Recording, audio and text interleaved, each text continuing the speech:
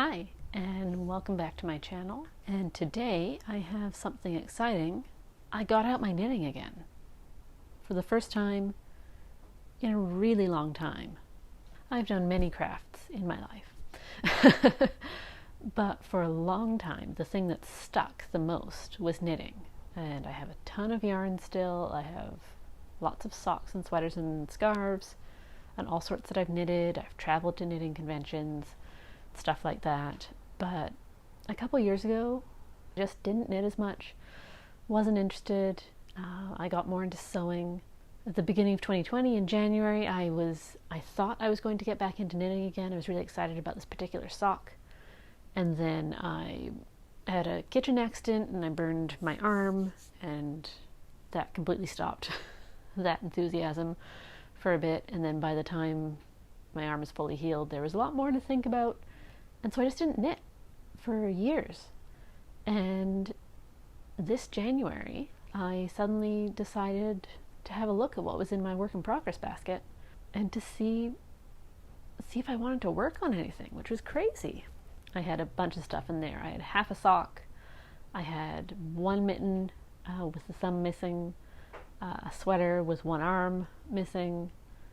But now there's much less in there. And I finished one of them recently. It's right here. I finished a whole darn sweater recently. I know, it looks tiny, but I'm wearing a very big sweatshirt that I sewed.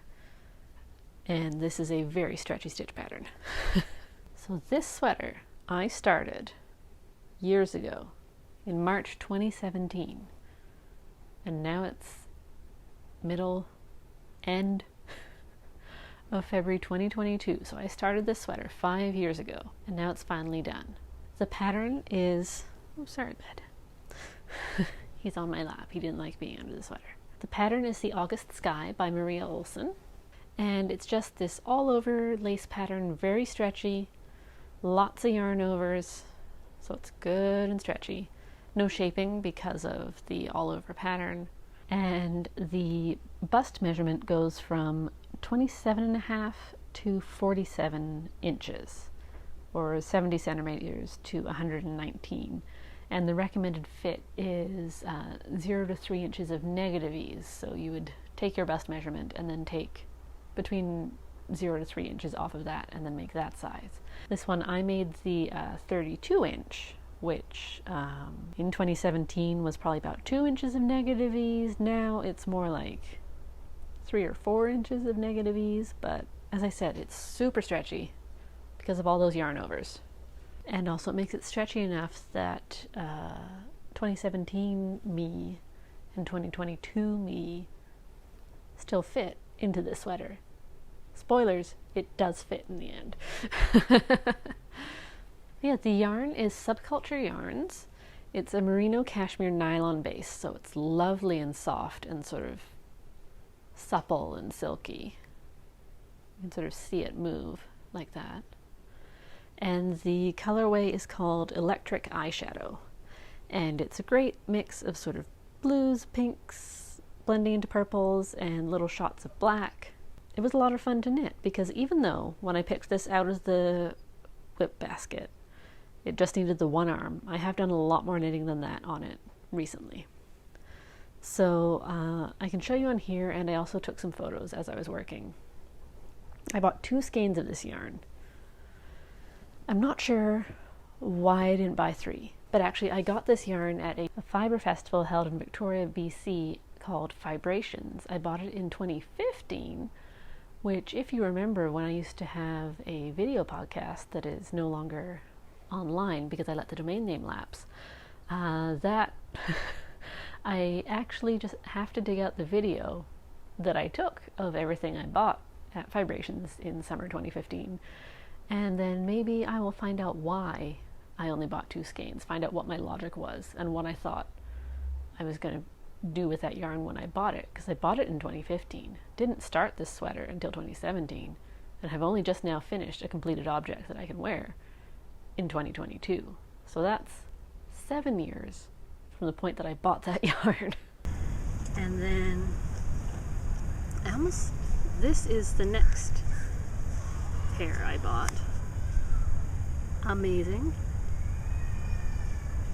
It's got black and turquoisey blue and purple all mushed in together. The colorway is called Electric Eyeshadow, and it's Joma yarn. This is merino cashmere nylon again, sock yarn. It was spun in Canada and dyed here on the island. These two skeins, I think I'm going to make a crazy color Hitofure. So I've been wanting to make that sweater for a while, but I don't actually have two skeins of anything in my stash. Or even two, I even tried to think of two skeins that I could put together, that might look nice together, or striped or something. Just couldn't do it. And then luckily I remembered that before I started buying after the caterpillar green stop. So this is going to be, I know Hitofure's lace, but I think it'll still be fun in these colors. I tried to find the two blackest skeins I could with lots of black in them. It'd be nice. Yeah, so things I did recently on this guy. So as I said, one arm was done. I think there were like 2 rounds of ribbing maybe, so I finished 2 rounds of ribbing on one arm and then knit the other one. What I discovered after I finished knitting the second arm a few weeks ago and laid it out on my table was that I had bought 2 skeins of yarn. I had not alternated them, and one was very much darker than the rest. So you can see that there's sort of black pops in with all the bright colors.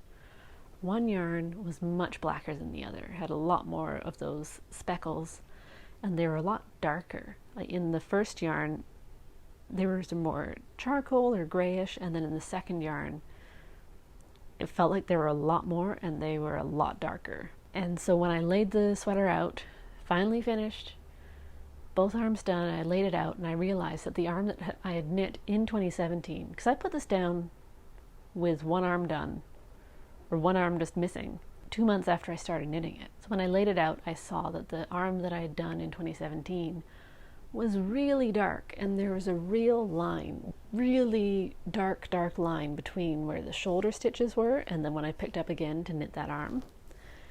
And the yarn that I had been knitting with recently, just what I pulled out of the ball that I pulled out of the bag, was part of the paler skein. So the arm I had just knit was much paler and matched the body of the sweater much better. But I still had some of that yarn left over, so I decided at that point, okay, let's pull out the first arm and re-knit it. I didn't have enough of the pale yarn for a whole arm, but I thought I can at least alternate in this pale skein with the dark skein, and then at least make the transition look better. And if the cuff and the bottom part of the sleeve are much darker, then that's just, I felt like that would be less obvious than this like line right on the shoulder. So I did that, and then I did try it on at that point. So this is the same sweater on, and you can see how much it stretches because it goes from that like toddler size sweater to actually fitting an adult human. Not bad. It doesn't feel constrictive like some things do when they're much too small but stretchy and you put them on, so it's not that bad. I'm wearing a black tank top underneath it right now. So I think this is actually pretty close to what I was going for, but I think I still might add some length to the ribbing at the bottom. And I think I'm going to pull it out because I'm not a fan of this flashing. I know some people like flashing like that, and it's cool. I find it cool in some applications, but not really loving it for this sweater, especially after all the work I did to try and make the sleeves look more matchy. Yeah, so I think I'm going to pull back the ribbing to here, where I switched from lace to ribbing, because it is very small. There's not much more stretch that it could stretch, unless blocking does a miracle. I might pull it back to here, this very line, the last line of the lace, which is just a straight knit row, before you start the ribbing, and I might sneakily increase, I think, 6 stitches, because this ribbing is 2x1, and then that will give me 2 additional 2x1 sections. So it'll add an inch to the ribbing, which means the ribbing won't be quite so extremely stretched. And also changing the stitch count will also change how this happens, and hopefully this won't happen. Considering I pulled a sweater out of my whip pile that was mostly done, body done, one sleeve pretty much done, only needed the second sleeve. Now I did this sleeve, did this sleeve a second time, and now I'm going to pull out the ribbing, which is half the sweater. Oh well. But yeah, 5-year difference between me starting this and me finishing. So I was a bit worried about size, but I could pull it on. It did stretch. I remember thinking I wanted to crop it at the time I started making it. And actually it says in my Ravelry notes as well. I raised the neckline a bit from the pattern, and then I cropped it because I knew I had only just enough yarn. But there was this huge, like, lightning bolt flashing shape in the ribbing from just the way the colors fell with that number of stitches. And I thought, okay, I've got both arms done. I pulled out a whole already finished arm to make this better for myself, to make myself want to wear it and want to like it. And then I thought, I really don't like that shape in the ribbing. So I thought, okay, if we're going to do this, we're going to do it right. And so I pulled out all the ribbing. So I didn't pull out any of this part, but just up to here. And then as I picked up the stitches in this last row of the lace pattern, I added 6 stitches, because this is a 2x1 rib, so multiples of 3. So I added 6 extra stitches, and then did the ribbing with that number of stitches, and also alternating all the leftover balls of yarn I had, the little scraps. I did everything basically except pull the swatch out, which I was ready to do if I needed to. And so I alternated the darker yarn with scraps of the paler yarn, and I think between the extra stitches and the alternating, there's no more blobby colors. Okay, it's time to throw this in a bucket of water. Welcome to my teeny tiny 5-foot wide bathroom. As you can see, it's sock washing day. To conserve space, I put the drying rack in the bathtub so it's out of my way. That's the bucket that lives in the closet where the socks go while they're waiting to be washed. That's the bucket where the knitting goes when it's time to be washed and or blocked.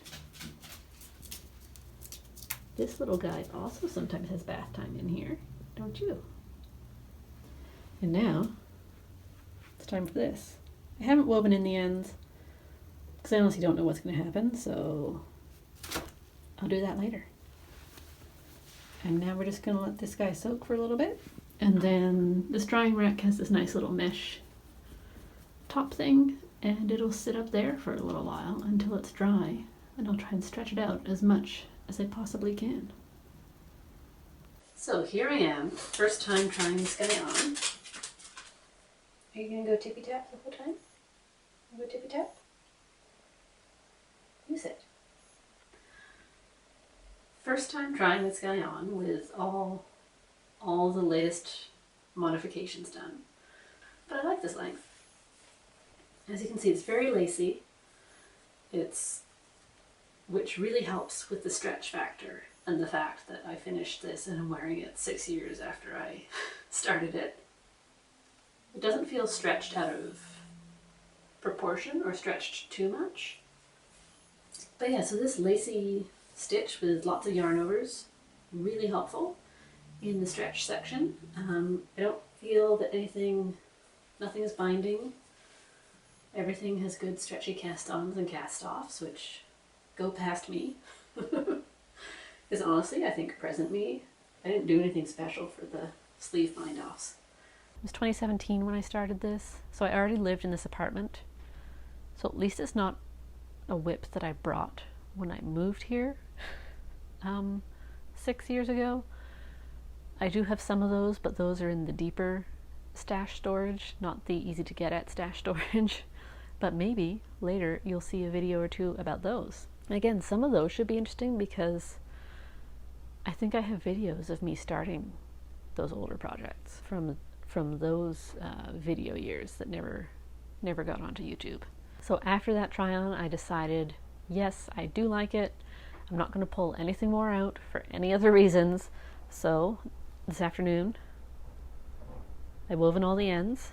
Yeah, with all the alternating skeins I did, and having just random little balls of yarn, from pulling things out and reknitting to different lengths and all that. There were a number of ends to weave in, but I'm really happy to be knitting again, to be honest. Like step one, really happy to be knitting again. It's been great. It's not that I don't still sit in front of the TV and scroll Instagram and have the two things going and not really paying attention to either of them, but sometimes I will knit and pay attention to the TV. So that's been fun. These were also in the whip bin. I'm hoping you'll see more of these because I'm working on them. This is a sock.